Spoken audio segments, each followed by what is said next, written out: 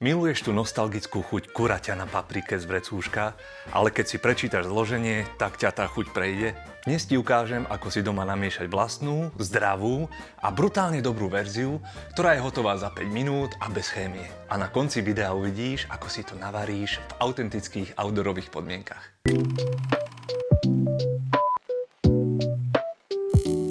Ak jazdíte bikepacking alebo chodíte na túry, tak určite poznáte ten boj s jedlom. Buď si kúpite tie drahé sušené expedičné jedlá, ktoré stoja Mailand, alebo siahnete po klasike zo supermarketu instantné cestoviny za pár centov. Problém tej klasiky? No je to samá soľ, umelina a nutričná hodnota blížiaca sa nule. Ale tá chuť... Tá chuť je pre mnohých z nás spomienkou na detstvo alebo na internát. Tak som si povedal, čo keby sme to hackli?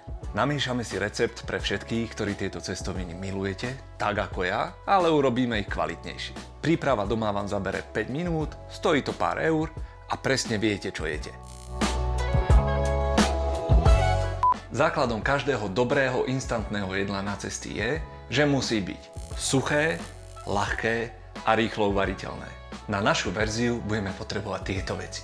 Cestoviny. Vybral som tieto malé kolienka, varia sa 8 až 10 minút. Sušené mlieko alebo smotana, tá dodá krémovitosť. Ak ste vegáni, tak použite sušené kokosové mlieko, ale to trošku zmení chuť. Kukuričný škrob, toto je tajomstvo hustej omáčky. Bez neho by ste mali len mliečnú vodu. Mletá sladká paprika, veľa papriky, veď je to kura na paprike.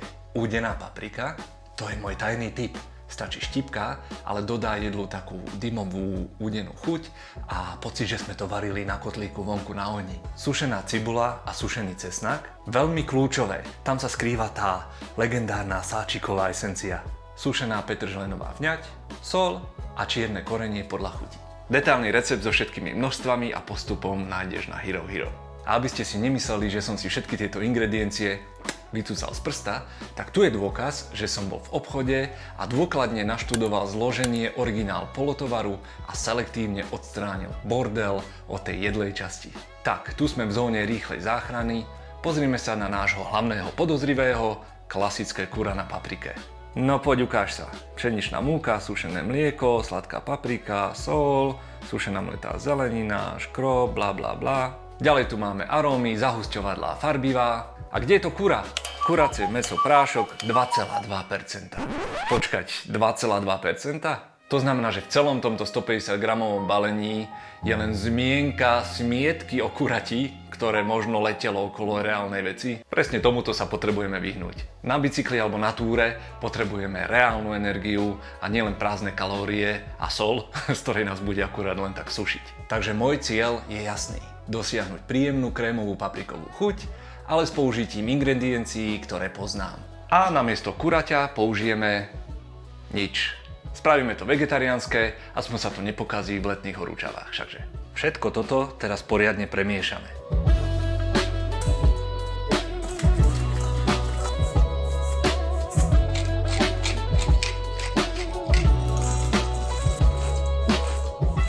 Na bikepacking používam tieto zipsáčky, sú odolné a dajú sa použiť opakovane. Pomer cestovín je na vás, ja dávam 80 až 100 gramov na jednu osobu pre človeka po celodennej bicyklovačke. Toto jedlo vás vyjde iba zlomok ceny pôvodného produktu, váži rovnako a môžete ho skladovať celé mesiace. Nepokazí sa. Teraz to poďme navariť, ale presuňme sa do autentickejšieho prostredia. Sem, do nespútanej divočiny.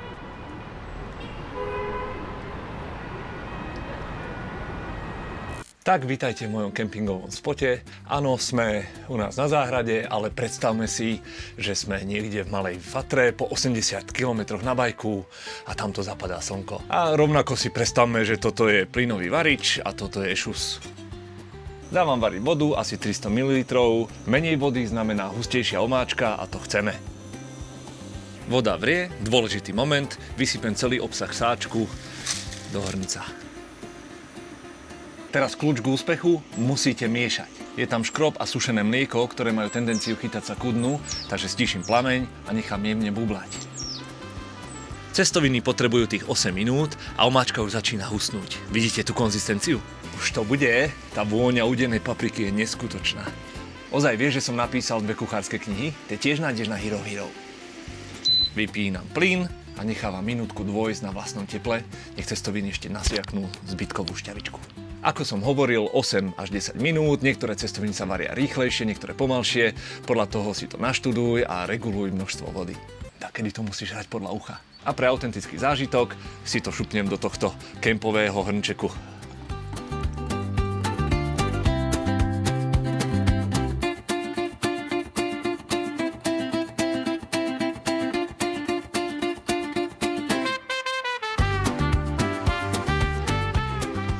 Wow.